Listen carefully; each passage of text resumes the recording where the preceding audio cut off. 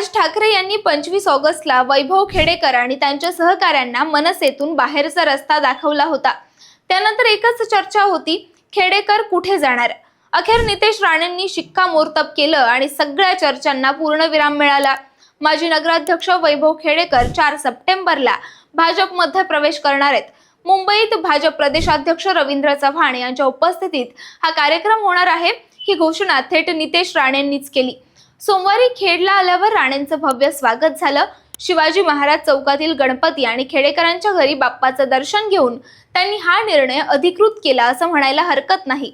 वैभव खेडेकरांसोबत संतोष नलावडे, नितेश बामणे, सुबोध जाधव आणि अविनाश सौंदळकर हेही एकाच वेळी कमळ हाती घेणार आहेत। आता खरी उत्सुकता अशी आहे, 4 सप्टेंबर नंतर रत्नागिरीचं राजकारण कोणत्या नव्या वळणावर जाणार आहे। कारण खेडेकर यांना बाहेरचा रस्ता दाखवून राज ठाकरेंनी चुकी केली असल्याचं बोललं जात आहे।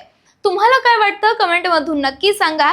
आणि हो, पुढच्या घडामोडी सर्वात आधी समजून घ्यायच्या असतील तर त्याचं काय महाराष्ट्राला आत्ताच सबस्क्राईब करा, कारण इथं ऐकायला मिळतं खरं राजकारणाचं इनसाइड व्हर्जन।